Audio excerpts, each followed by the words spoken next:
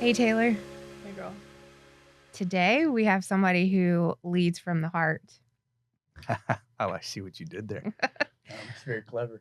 We have Myke from the White Hart, and there are also some other hearts attached to that business. What's the White Hart for people who may not live in our community?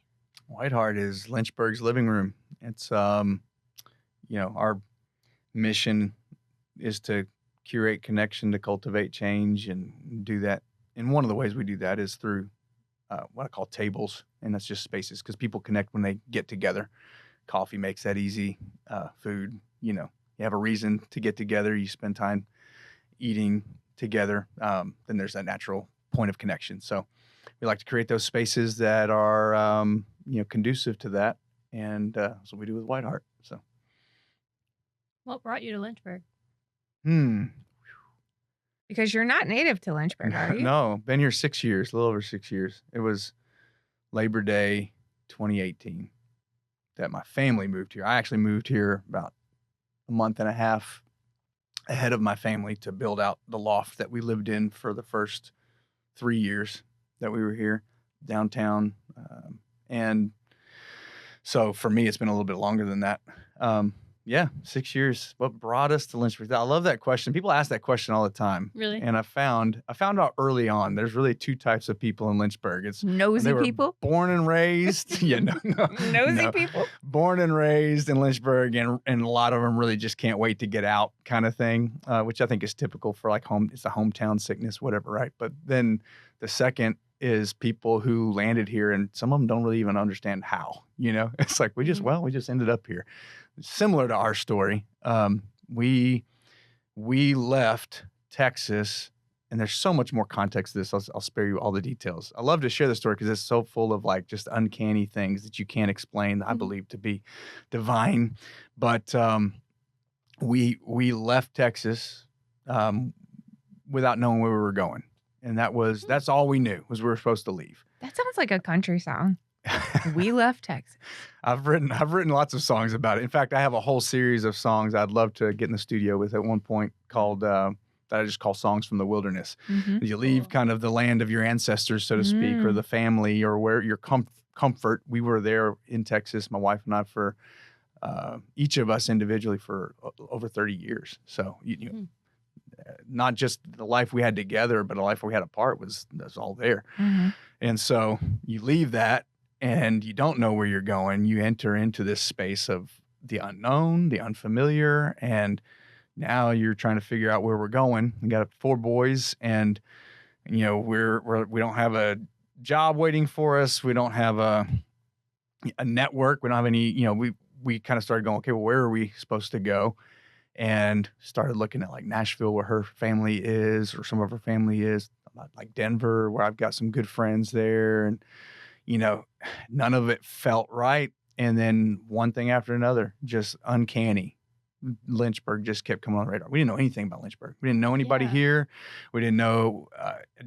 I'd heard of Liberty. I didn't even realize what Liberty was. Like, oh, it's just another university. I had no clue the size of it, and that it's it's evangelical ties and things like that. Like this, all of the thing that is Liberty was completely.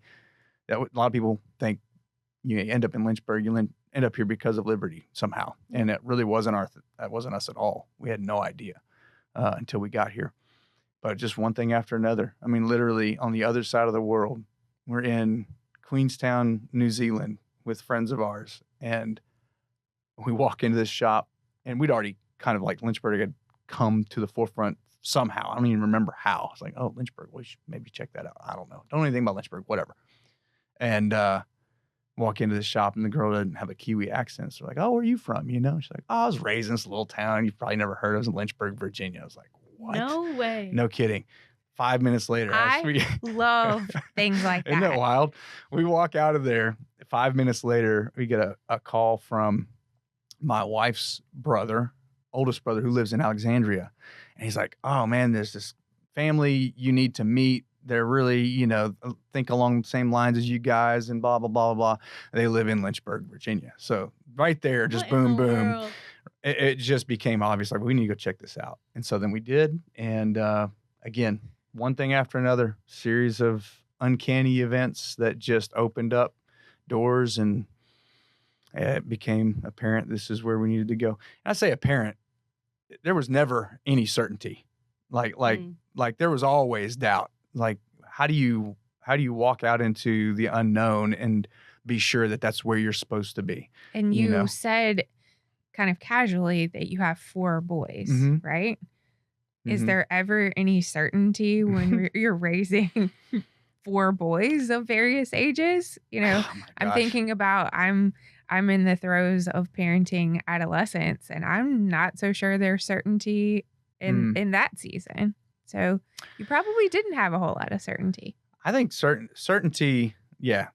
It's hard to gauge where you are right now when you're looking at the past or the future. And there's other things I think both very important to keep in perspective, but you really find assuredness and certainty, you know, when you really evaluate where you are. Like, man, I'm not so sure about what we've done to this point in parenting, or I'm not so sure how we're going to get to the next point in parenting, but like right now, we're doing like I'm just so grateful. Like I've got some good relationships with my kids, and you know, and then when that disrupts, then you go back and go, okay, trace back.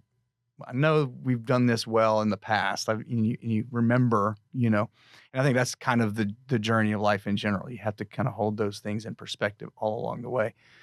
But for us, yeah, there was no certainty. Actually, you mentioned the kids. I'm going to tell this story real quick because I love this story. I learned more from my kids than from anybody else, period. I love that. God.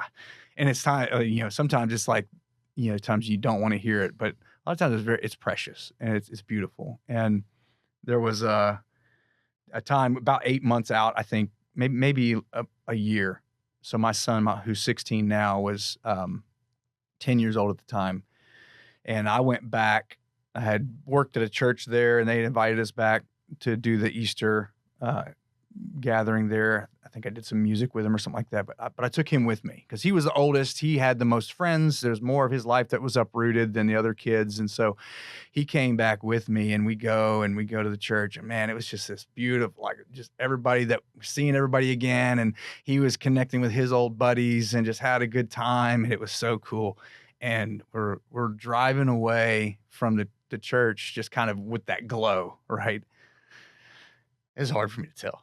It still gets me emotional because I'm driving, and as hard as it's been on me, right? I'm watching my kids process this, and we're driving away, about to go to another friend's house that we've done Easter with for the last several years. And I was like, hey, you know, we were talking about, oh yeah, I got to see so-and-so. And I asked him a question. I was like, it was good to see everybody again, huh? And silence. And I look up in the rearview mirror, and he's, you know, and I said, man, I want you to know the same emotion. I still feel this. Like, I want you to know, like, I'm sorry, because I know you had no choice. You had no choice, and we uprooted you out of your life. And I'm sorry. I know that's hard. 10 years old. He says, Dad, you didn't have a choice either. Even at that age, perceived that there was something bigger than us, something beyond our circumstances that told us we needed to go. And we just had to. And I think I told you the other day, nothing's hard when you don't have a choice, right? But it's like, that stuck with me for so many years. Like, man, that's the certainty. It's like, how does a 10-year-old know to say that, to have that kind of certainty and confidence to be able to say that to his dad? Like, that's the kind of stuff that brings me certainty about that whole journey. I feel like I'm going to bring up a Taylorism every episode because the first time I heard her say it on an episode, it struck me. And I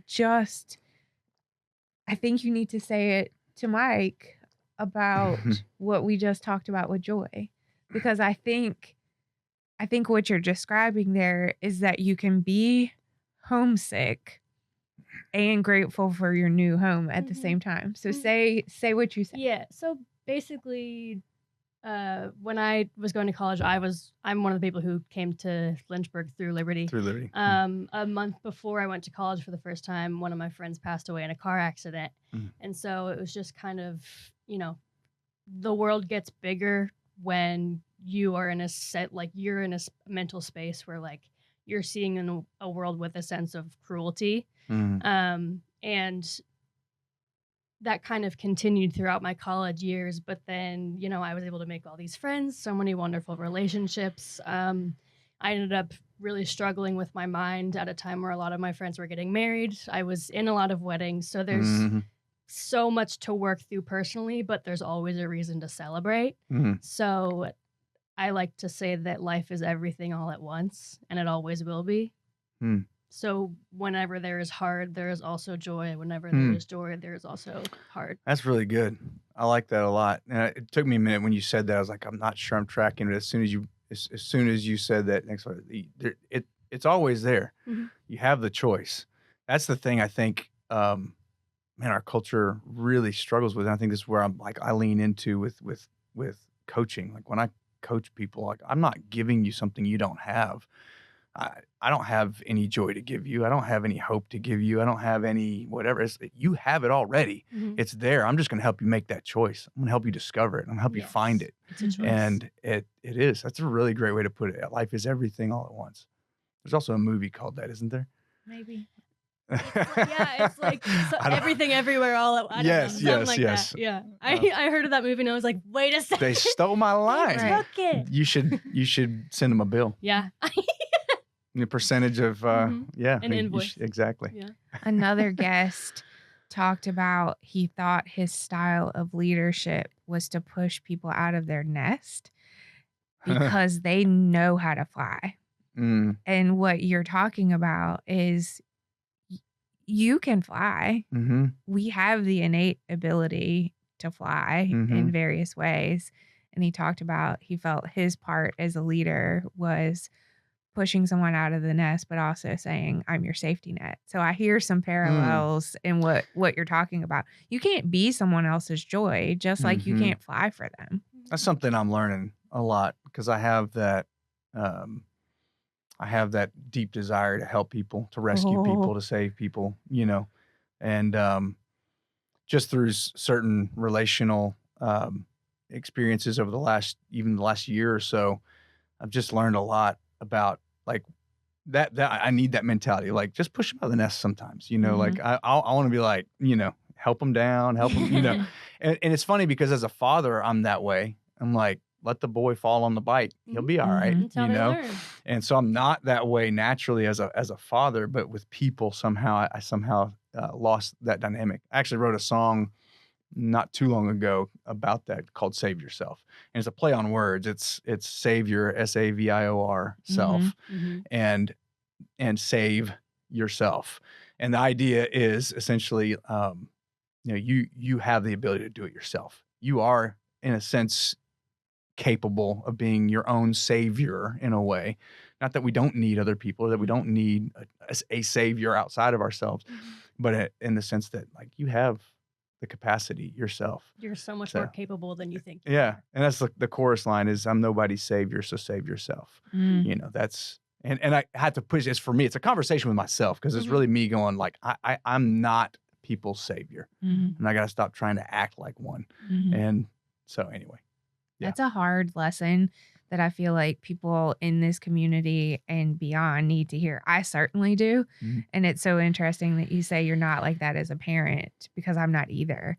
But if I think that people are incredibly vulnerable, I won't push them out of the nest. I'll bring the food to the nest. I'll build your nest. I'll overcompensate to the point where I have a wise mentor who said we're loving people to failure. And I know in my past that I've loved people to failure. And we live in a region that I don't think is unique from other regions. So I want this to be generalizable. But we live in a region, specifically a city, that has 500 churches, and there are probably as many or more nonprofits. So we live, you came to your new home where so many people are fixers and helpers and saviors. And a lot of it is done for a higher savior, but you live in a region where it's really common to do that, to be that helper. That was one of the things when I first came here, going back to kind of the question of how we came to Lynchburg. When I moved here ahead of my family, again, knew nothing about Lynchburg at all, but very quickly started to learn, wait, there's 450 churches here. Wait, there's the biggest evangelical university on the planet is here. Like, I got mad. I remember one day, because, you already start, I'm away from my family. I'm doing construction from sunrise to sundown, trying to build this loft out. You mean the wilderness wasn't comfortable for you? It was very uncomfortable. It was lonely. I started feeling sorry for myself one day where I was just like, I don't want to do this. Like, this is, and it was based on that coming to knowledge, like, well, they don't need me here. Why am I here? Like, in my mind, this is my conversation with God, and I have very authentic conversations with God. I'm like, God, why'd you bring me here? You messed up. Like, this is not for me. And there's reasons beyond just that they don't need me here. I grew up with a chip on my shoulder against Christians, for one, but I was like, God, you don't need me here. And I was feeling sorry for myself, and I got done for the day, and I went for a walk, and this is all downtown. So I go on the Bluff walk down. I'm like, I'm just going to get a burger and a beer and feel sorry for myself. And that was kind of my mindset. I don't know if you guys ever get into those places. It's very, very mature. Yeah, really healthy. So I'm walking down the Bluff walk. I'm like, I'm going to go. I saw this place, whatever that place is up at the top of that has the burgers and stuff. I can't remember what it's called now. But anyway. Bootleggers? Yes, bootleggers. I was like, but something prompted me to not go there. So I went down the stairs, went down the lower part on Jefferson Street and walked back, and there's Water Dog. I walk into Water Dog, and I go sit down at the bar, and there's, of course, all of these seats here. There's like one or two people sitting on the long side of the bar, and there's one seat on the corner. I was like, I got a good chance I don't have to talk to somebody if I sit in this one seat right here. And so I did. And I was just like, whatever. Well, this lady walks in, and she sits down catty corner from me and strikes up a conversation. And I'm just like, and as much as I'm like, in my own pity and walling in myself, I'm in a bad mood, I still have like this compassion for people, right? So it draws me into conversation. She's there. She starts telling, I don't know why, she starts telling me about her husband who's cheated on her again the second time and blah, blah, blah, and this and that. I'm looking for some sympathy or something. And I don't know what came over me. Let's just call it the Spirit of God, right? Came over me. And I said, I think you should stay with him. And she looked like, what? And so that opened up this, again, I was one of these, I opened my mouth and things just start coming out. And I started just telling her about what I believe about a Savior that came for me, and that while I was in the mess, and that love is what compels me to live a better life, and, so on and so forth. And I'm not saying that was the right advice to give her per se, but one of the things that she's like, her jaw drops as I'm telling her what I know to be true about this Jesus. She's just like, she has no words. And she says this: born and raised in Lynchburg, Virginia, a town of 500 churches, I've never heard of Jesus like that before. Wow. At a bar. And it was like, and at some point I wrapped it up. It's like, hey, I don't know if I ever see you again, but praying for you. Hope this works out. I'll leave. And it's just that overwhelming sense of God's like, that's why I have you here. And there's a very specific. To be the church, not necessarily in the church. To be a different perspective. There's something I think that's missed. We get kind of, I've been saying the greatest threat to progress in a community, and let's just say from a spiritual perspective, the greatest threat to the kingdom is not destruction. We often talk about in Christian circles the steal, kill, and destroy MO, and I think that's actually not talking about spiritual forces. That's actually talking about false teachers. But when you think about like the MO is to steal, kill, and destroy, we're like, oh yeah, they're trying to destroy. And I told this to somebody today. I said the greatest threat to progress in any community and to growth and to healing and so on and so forth is not destruction, it's distraction.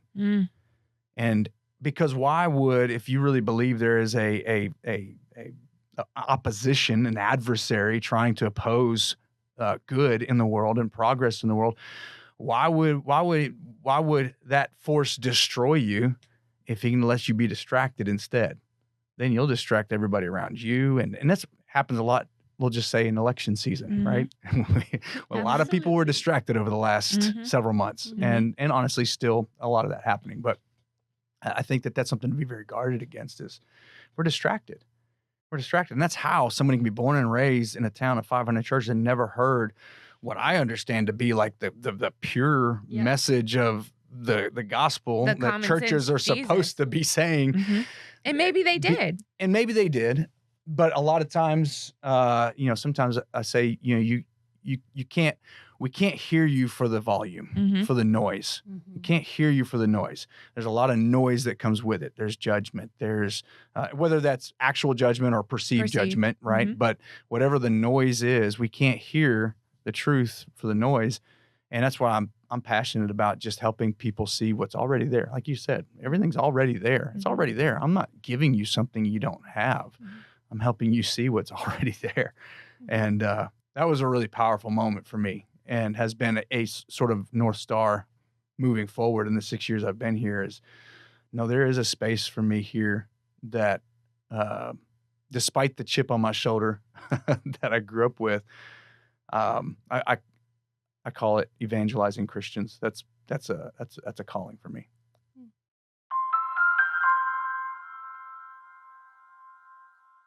Life is messy, and sometimes people just need someone safe to talk to. We're here to listen because everyone's story should be heard. 518 Counseling exists to empower children, adults, and families to overcome past experiences and create a path to being stronger both mentally and spiritually. Family is a nuanced concept.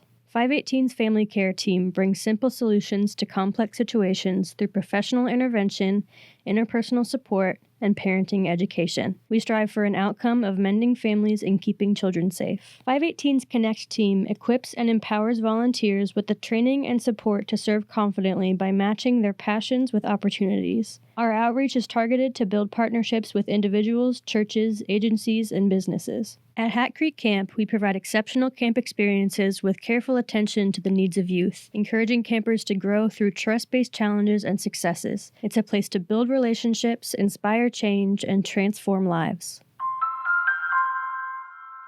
So what led you to be the owner of a local coffee shop? And it's more than a coffee shop. Like you said, it's Lynchburg's living room.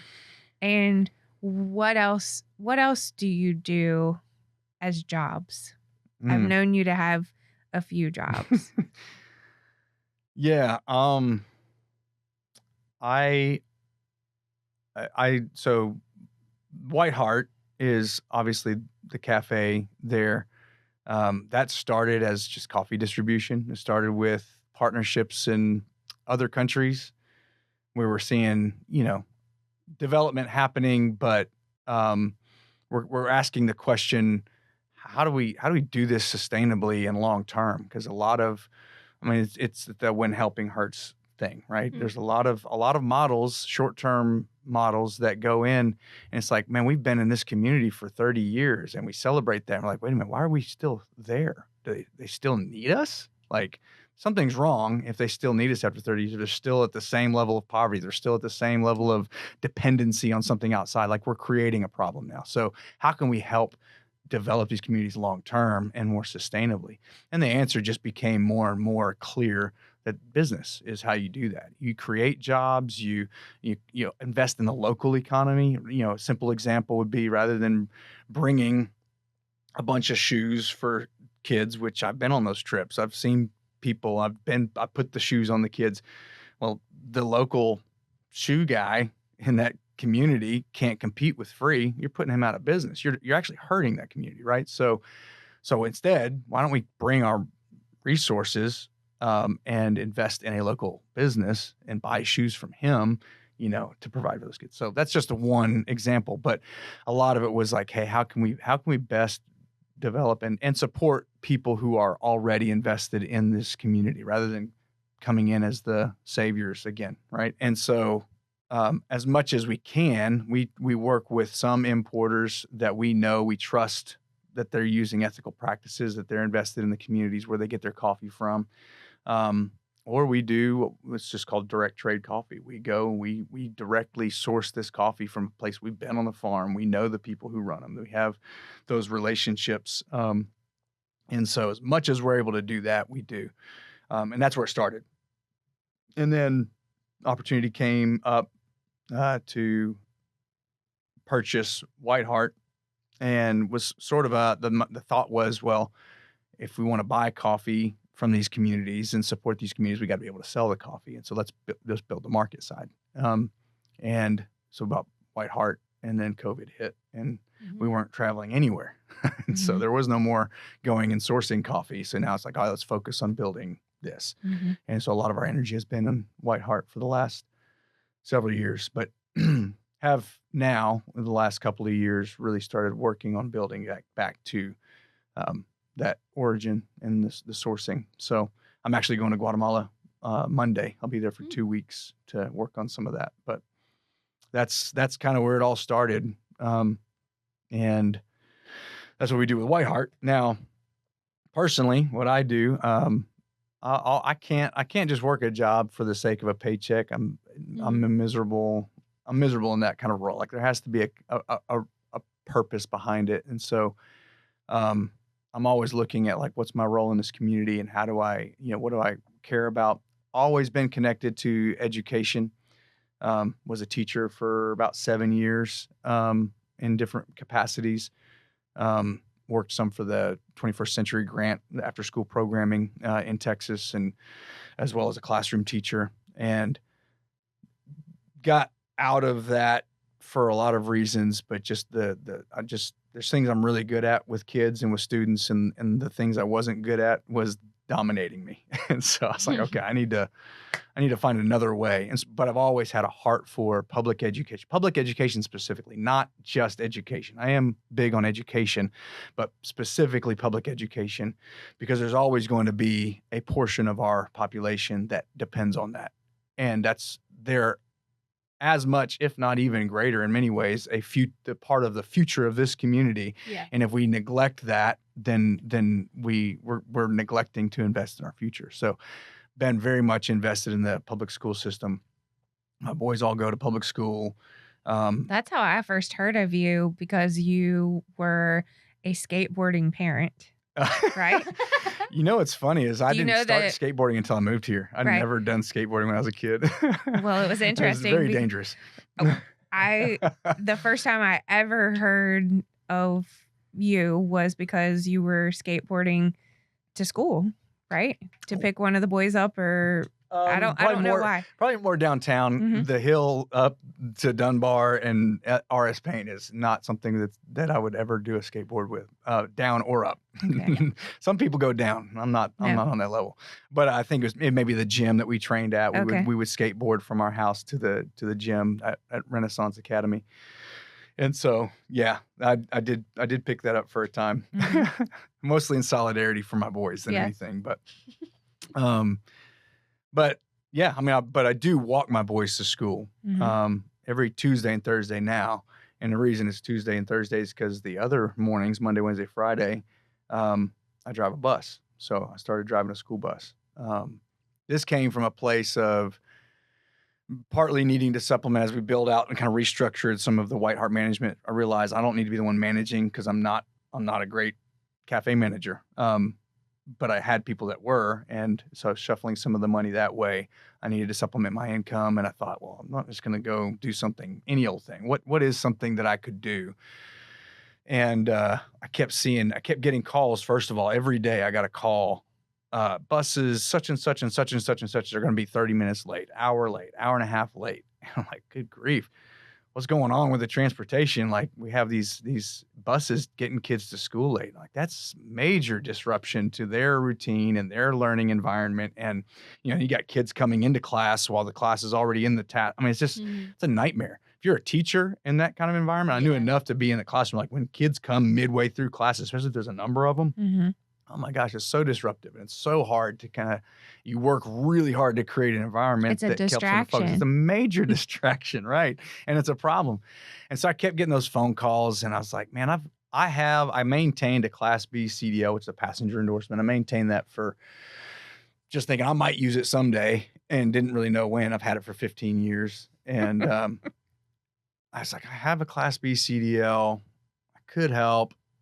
But then I was kind of checking myself. Is this my savior complex? I had a friend of mine, actually, Dr. Glover. You might know him, Chris Glover. He's a principal now at Fort Hill, and worked with Beacon of Hope for years.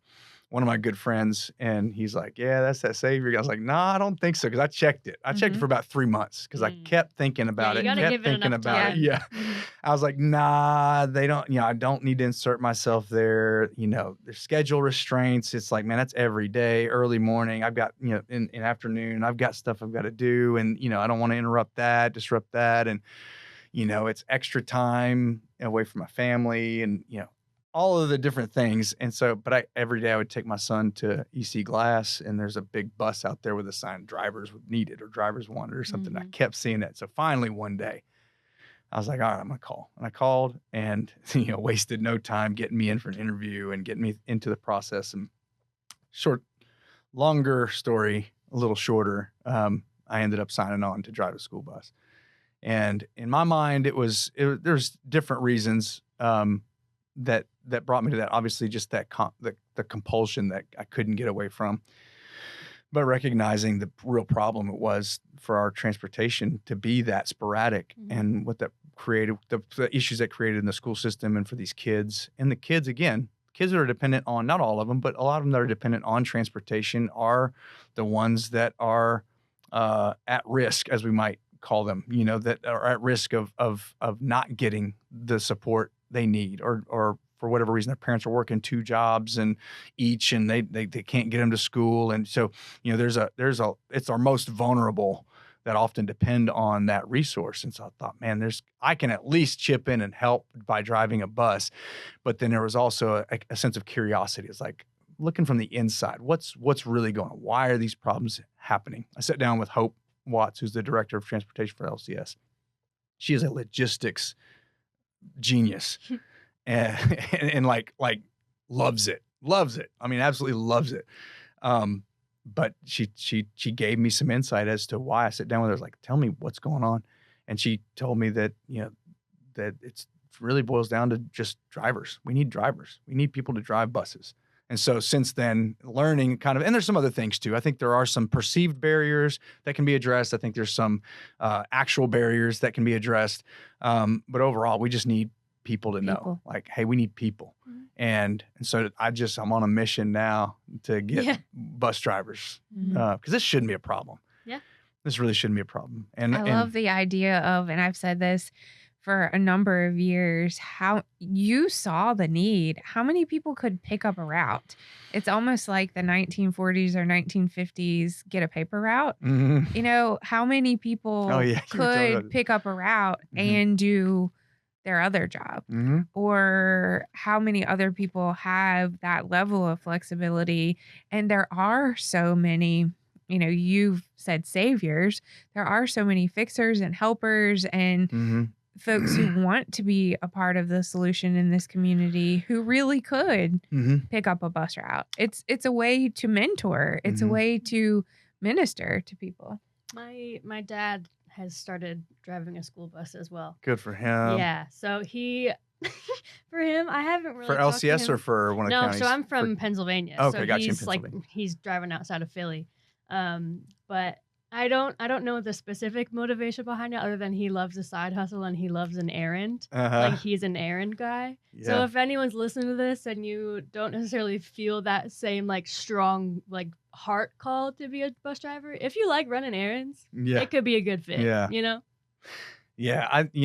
I wish I've been thinking about like, what is my sales pitch to people? There's not a whole lot to sell it because it's not necessarily the best paying job. And it's not, there are certain schedules. You got to get up early if you're driving in the morning, that kind of stuff. And let's be real, like the kids are kids, and I know every single one of those kids' names, and I call them. I say hi to them by name every time they get on the bus, and I say bye to them every time they get off the bus. Maybe 3 of them know my name, or even care, or even respond. It's getting better. Like there's more and more. Like I have a little bit more rapport and interaction, but you're sowing the seeds. It's not necessarily. I say that to say it's not necessarily relationally rewarding. You're right. You're not going to get that warm fuzzy glow from the kids most of the time. Yeah. But when you can think about it in terms of, it's not about what I'm getting back, but what really is being sown into these kids. You're the first person they see. And you're showing up, and you're there consistently, right? You're the last person a lot of them see before they go back to home, whatever home is like, right? And I know for me, I played every sport imaginable because I didn't want to go home, right? So some of these kids, they don't want to go home.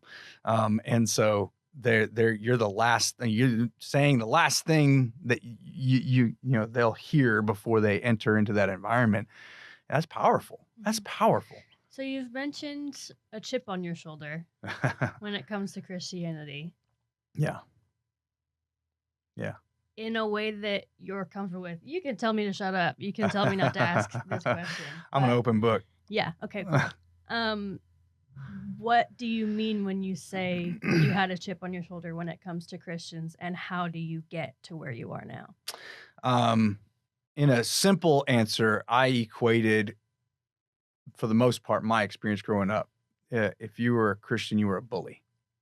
And so I experienced a lot of bullying growing up, and most of it came from kids at church. Or I mentioned, I tried to stay out of the house as much as possible. In my neighborhood, I'd go to whatever vacation Bible school any church was offering. I was like, I'm going to figure out a way to get to all of them. I want to go to all of them, right? You were that kid. I was that kid. I was at everyone because I did not want to be at home, right? So I'm in these spaces experiencing a lot of bullying for a lot of different reasons. The neighborhood I grew up in, I was one of like 2 white kids. And so there was times when literally I would get bullied because I was the white kid. And what am I going to do, right? So I had that experience, which is interesting. I've always thought it interesting because I perceived somehow as a kid that I didn't develop any kind of racial issue, like racism of any kind. Like I saw that even with eyes of compassion as a kid. I understood that was just kind of being passed along to me from what they had experienced, and or so you were different. Right. Or just recognizing that there was a very distinct difference, and I was an easy target in that regard. But the most malicious bullying consistently came from church kids. And so And honestly, even experienced it some from there's this, I don't want to go too far into this because I think it's very prevalent right now.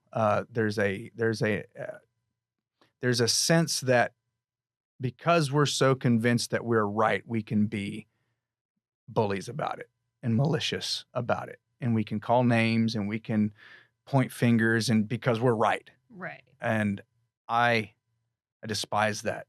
Jesus. I push against that so hard. We see a lot of that, again, in the political climate. There's a lot of crossover right now between evangelicalism and politics. And anyway, I won't get too far into that. But a lot of that, what I feel about that comes from my experience being in that environment. Weaponizing something that should feel like love, but didn't. Yep. Because it's an attempt to dehumanize people. If I can dehumanize you, you're not one of us. You're not really. You're a nothing. You're a nobody. If I can convince other people of that, convince myself of that, and convince you of that, then I can do whatever I want because you're not really of value. And hearing you say that, I'm reminded of some work that I did in the youth space just a few years ago. And I'll never forget a conversation. And it was with Laura Hamilton from Beacon of Hope, who is so wise. And she said, we love to have enemies. And I'd never thought about it. Think about high school rivalries. think about sports teams. I mean, I think you all have a fantasy football thing, and it's pretty big. Think about coffee shops. Think about, we love to have rivals. And so one of my favorite movements right now, it's actually a book, it's called Rooting for Rivals. How do we look past differences and realize we're all going to have to come together for something bigger than us? When it came to even Christianity, it's like I never faltered in my desire to follow God. I just wasn't going to do it like these people were. And I don't have a whole lot of space for the mindsets and the products of that way of doing things. It took me a long time to get to a place where I don't see people, Christians, as the enemy. It's hard for me sometimes. Sometimes I do. Sometimes I really I really struggle with the way I see people hold the same name that I hold, and and so I have to guard against that. It's not the person that's the enemy. There's something else bigger, and that's what I want to push against, and that's why I call it evangelizing Christians. Like, if you act a certain way or don't act a certain way, and you ascribe to the things you say you ascribe to, then you must have forgotten. So I think there's a very big, or you were mistaught. Yeah. I think there's a very big difference between Jesus and the church. Has to be. Well, and what are the rules of the church, or the unspoken rules of the church? I even had to get to a place where, because it did become sort of like this anti-church sentiment. Not to the point where, again, I worked in a church, but we were a very different kind of church. And there was even this tendency within that context for people to get this anti-other church sentiment, happened. And it's all over the place. And so I had to start to recognize there was actually, I think it was actually when I moved to Lynchburg. When I first came to Lynchburg, I was here for my family, and I was like, my buddy of mine that's now in Pennsylvania. He was a doctor up in Charlottesville, and we've been best friends since middle school. And so we connected. He came over here, and we were trying a couple of different churches out, and went to some church and went in there, and the preacher just bashed the church, one thing after another, just the hellfire damnation. You guys are all, sinful, hateful, angry, whatever. It was that kind of message. And my friend said something along the lines of this, and it reminds me to this day. I had to develop this in my own self. He said, "How dare that guy talk about the bride of Christ like that?" And I thought, man, I instantly agreed, but also felt that same conviction. It's like, man, there's so many times when I'm bashing the church. The church is the bride of Christ. Whether you come into my house and start bashing my wife, we're going to have problems. And I think that's what we do is we sit here and we bash each other. We're beating on the bride of Christ. If you ascribe to that, the way of thinking, that hit me pretty hard. It's realize, okay, there's got to be something else. That's not the enemy, right? And you even say, when you say something like, Jesus and the church are not the same thing. The church, capital C, what Jesus established, is not the problem. That is essentially oneness with Christ is the church, right? It's supposed to be. What is the problem is when we start to idolize and worship methods and forms that were man-made, as though they represent what the church is supposed to be, and that there's a whole that's a whole podcast spiral. in itself. Certainly. And I, for one, am not equipped. Well, and I think to bring it full circle, the point is people aren't the enemy. They might represent something that is ultimately what we have to fight against. But I think it's sort of like, how can I help people understand or see things from a different perspective so that we can fight the real enemy together? And, it goes into bus driving, and it goes into, what are the practical things that we can do to really unite against what the enemy is truly trying to destroy the future that these kids have. And there's really small practical ways that we can combat that. That everyday people can do that. You're being a part of the solution. I want to go back to a couple of things that you've alluded to. And if you don't feel comfortable, again, we can scrap this. Are you the product of a mended future? You talk about you didn't want to go home as a kid. Are you the product? Have you healed something that you experienced? Not passing down to your kids. Right. Mm-hmm. Yeah. Man, I hope so. I hope I'm mending futures. I think about it a lot.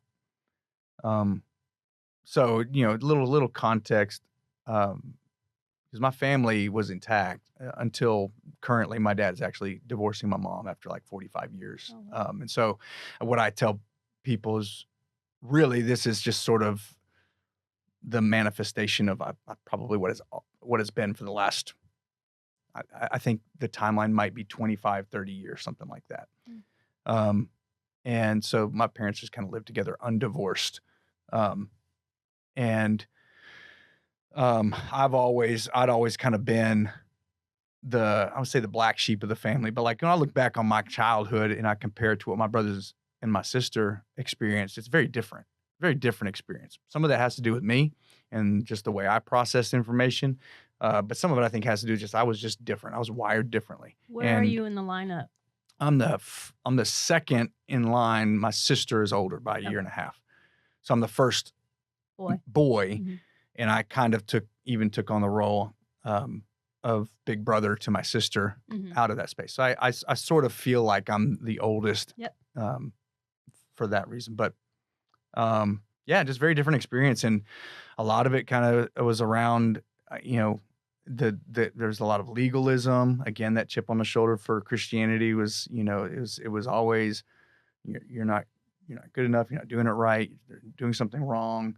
If there's something wrong with my life, it was probably my fault. And, that kind of sentiment. And so just naturally, I don't think I processed it as a kid and thought, I don't like that, so I don't want to be home. It was just naturally, I just gravitated to doing whatever I could to be outside the home because it just wasn't a safe or comfortable environment for me.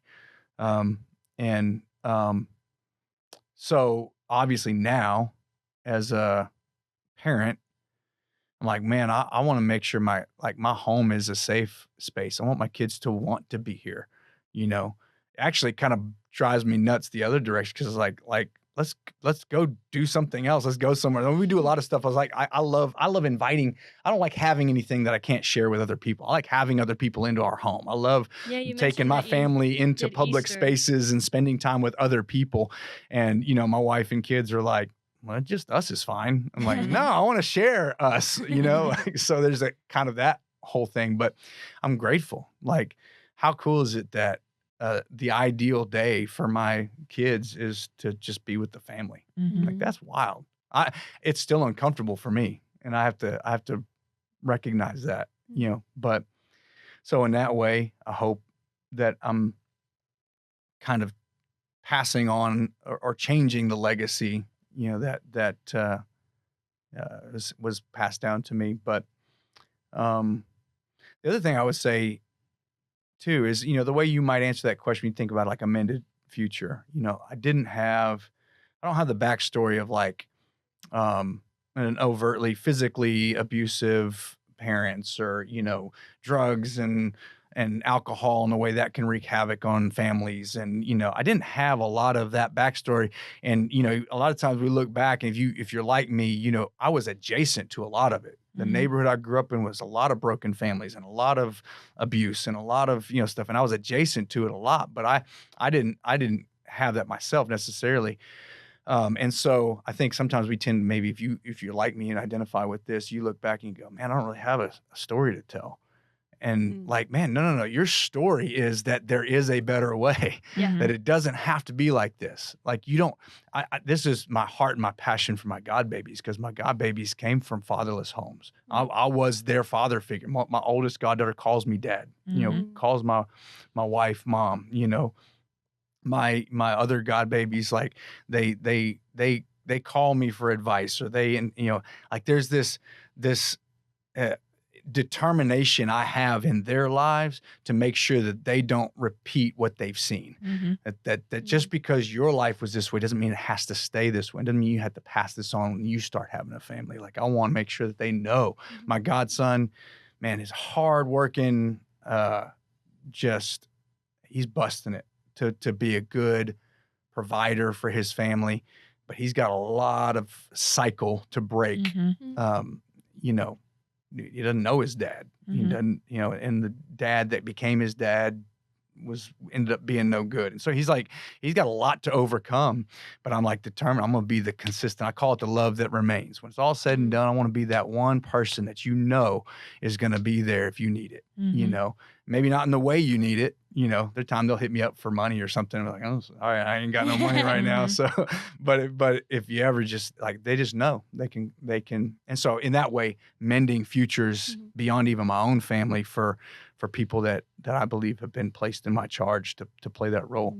And I think that's what I'm doing on the bus, honestly. Yeah. I was like, I just want to mend these kids, let them know that there is, I mean, a lot of it's just, you know, even in the way that I interact, the way I discipline, you know, I don't go straight to the referral and write them up. I take a lot of extra time to talk to them. Relationship building. To build relationship and, to call home and talk to parents and to put the ball in their court and because ultimately it's like, I'm not their parent and I can't do what they really need for them to grow, but I can invest in the parents and believe in them and empower them and encourage them to be better parents. And that's better for that kid than for me to just show up every day, you know?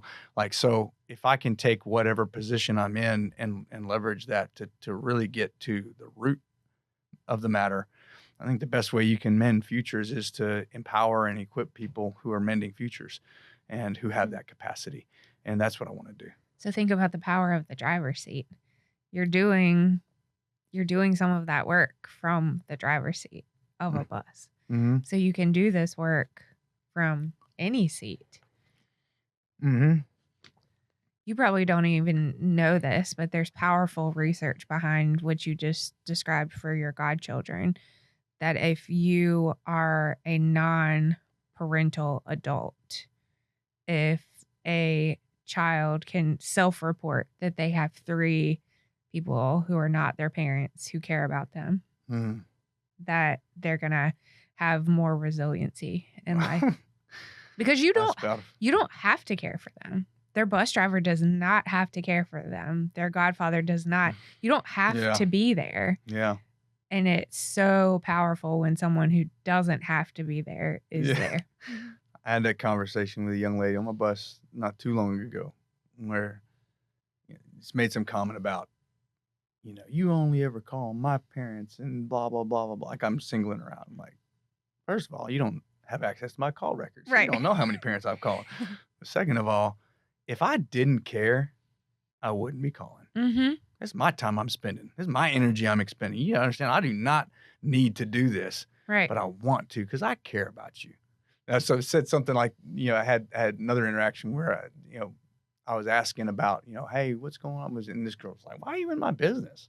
I'm like, oh, maybe because I care. And just kind of left it at that. It's like these kids hear stuff like that. And they're like, why? Why? So I agree. I see that. And I've, you know, my god babies are all, they're 16 and up to like 24. I think my oldest is now 25. Oh my gosh. Anyway, so, you know, they're sort of past like a lot of the earlier phases that we think of like really critical development, things like that. But even now at 25 years old, you know, I just think there's so much. And then even after all that time, now to hear her call me dad and to see my grand god babies, you know, she's got these, oh my gosh, you talk about, I mean, now the legacy is like, you just see it and you see her being a great mom and being very intentional. And dude, yes, that's the fuel I need to keep showing up on the bus every day because I've seen it work. And even as a teacher, I can tell story after story. I don't know where these kids are now that I used to teach, but had enough interactions where I saw positive things come of it. And I had coaches that took me under their wing. to this day, on Father's Day, there are, I believe, 5 different men that I message on Father's Day to thank them for filling the gap for me and for being a dad to me and showing me what a good dad looked like. Like, dude, I know, because I'm a product of that mended future, what difference that makes when you step into that gap. And I think that's so important now that I have an almost 15-year-old son. I have a husband who is a great dad and very present. My dad and his dad are very present, but it is so neat to watch my husband's friends and other men from our village who do not have to step in because there's not a need. But he has, I think it would be really interesting to ask my son to identify some of these folks that he could call on, just like people call on you. And it is so powerful, and it doesn't take a lot of time. And these men get joy out of, hey, do you want to come work for me today? Or I could use your help. Or do you want to ride with me? These are people that he can call if he needs advice or if they have a skill that we don't have. You know, I think it is so incredibly powerful when people and everybody, I always talk about the river, the Vision 30 river. There's a healthy river, there's an unhealthy river. You are staying in the river in a lot of ways, but you're also showing other people along the river that you can be passing out life preservers. You can be walking upstream, finding out why kids are falling in the river. There's a place for you, and it doesn't have to be complicated. I know there are people who are going to listen and say, oh, no way, I will not drive a bus. But there will be people who listen who realize, wow, I could do X, Y, or Z and be a part of the solution. I could drive a bus. I could work in a school cafeteria. There's so many ways that you can be a mentor and get paid to do it. Yes. I think that is perhaps one of the greatest perceived barriers to doing things like this is we think it's got to be something grandiose and something big. Mother Teresa said, my wife actually painted a big canvas. We had this in our house for the longest time. It was up at White Hart for a little while, and now she wants to paint over it. And I have feelings about this, but the saying in a paraphrase is, you can do no great things, just great small things with great love. And obviously Mother Teresa lived that.